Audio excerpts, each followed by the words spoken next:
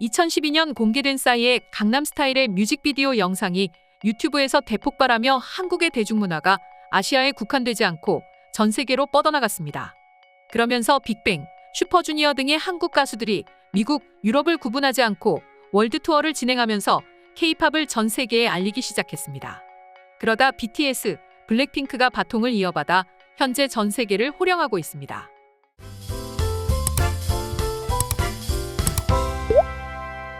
특히 BTS의 경우 빌보드 핫백 차트에서 다이너마이트가 3주 연속 1위를 차지하기도 했고, 뒤이어 공개한 버터가 무려 10주 연속 1위를 기록하는 기염을 달성했습니다. 이후에도 퍼미션 투 댄스가 다시 한번 1위에 올랐죠. 물론 현재는 BTS 멤버들은 각각 개인 활동을 하면서 전 세계를 오가며 활동을 지속적으로 이어가고 있습니다.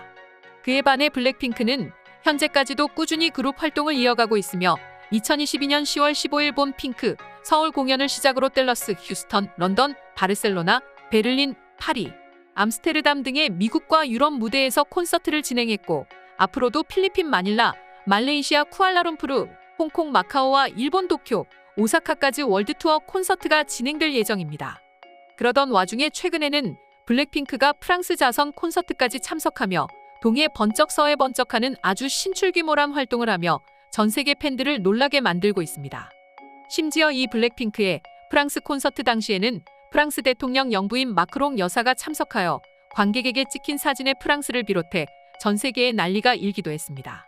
뿐만 아니라 블랙핑크는 그룹 또는 멤버 개인을 포함한 기네스 월드 레코드 6개 부문에 등재가 되어 있습니다.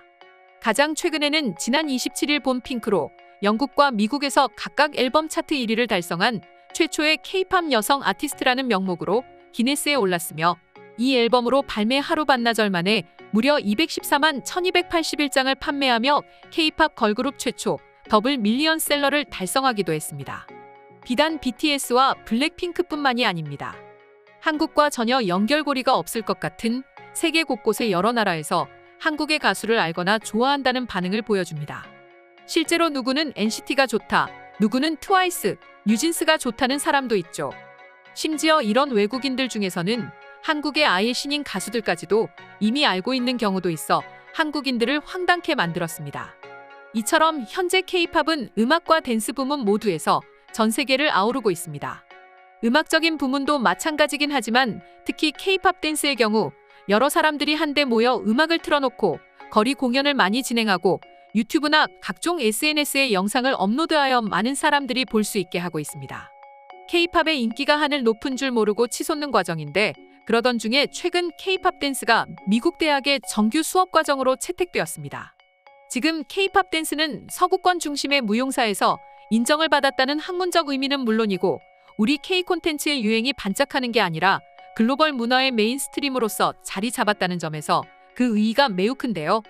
그리고 27일 학계 등에 따르면 미국 샌디에이고 주립대학은 오는 가을 학기부터 K-팝 댄스를 무용과 이론, 실기 정규 교과 과목으로 개설하기로 했습니다. 3학년 학생부터 들을 수 있는 3학점짜리 무용 전공 필수 과목이자 인문학 교양 수업 중 하나로 말이죠. 그리고 샌디에이고 주립대학 측은 K-팝 댄스 과목은 다양성을 충족시키는 교양 과목으로 우리 학교의 모든 학생이 졸업전 필수적으로 들어야 하는 인문학 과목 옵션 중 하나라고 설명했습니다.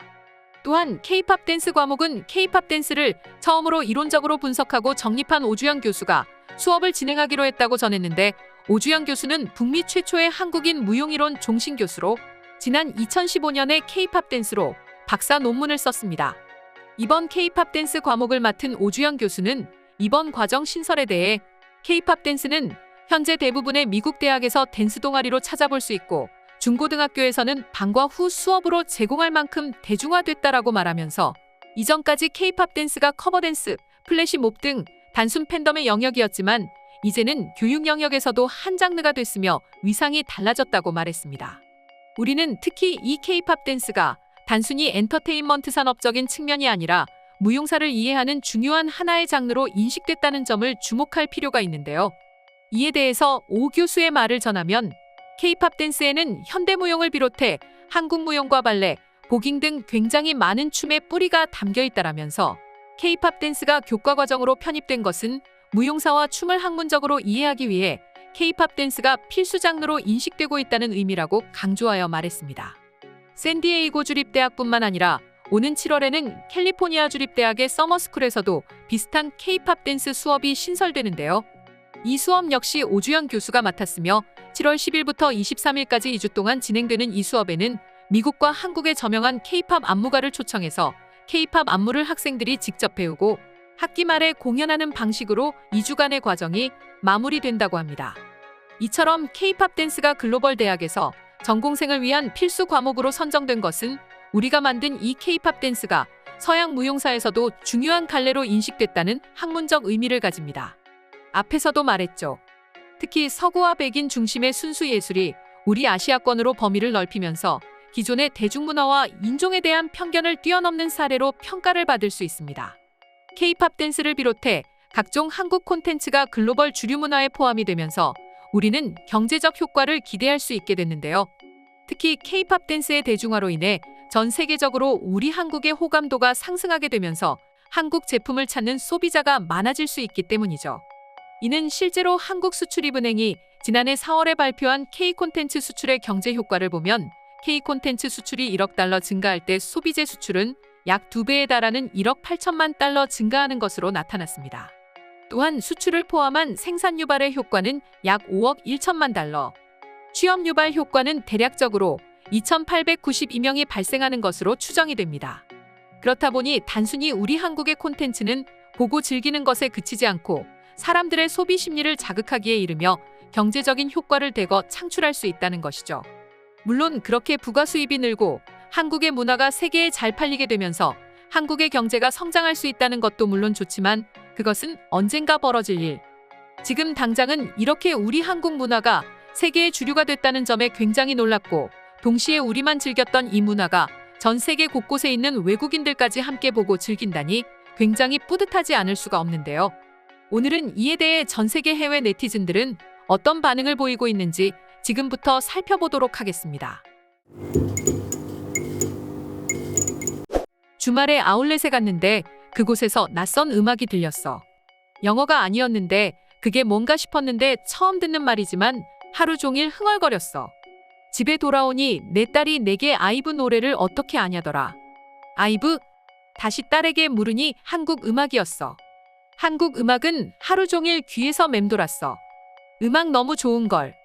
과거의 한국 음악은 음악성 그 자체로 굉장히 뛰어났다고 하더군요. 그런데 요즘은 음악성에 퍼포먼스가 더해져 정말 굉장하다고 하더라고요. K-팝은 단순히 음악만 놓고 또 댄스만을 구분해서 말할 수 없어요. 둘이 하나 되어 시너지를 발생시킵니다. 드디어 미국 학교에 K-팝 댄스 과목이 신설됐군요. 너무 잘 됐어요. 유튜브를 통해서 K-팝 댄스를 배우고 있는데 정말 재밌어요. 아마도 내가 대학교에 갈 때도 저 과목이 그대로 있었으면 좋겠습니다. 나도. 난 요즘 NCT의 음악을 들으며 춤을 배우고 있는데 잘 안 돼. 특히 한국 가수들만이 할 수 있는 특유의 군무는 도저히 어떻게 할 수가 없는 것 같은데 이걸 좀 배우고 싶어. 어떻게 해야 할까?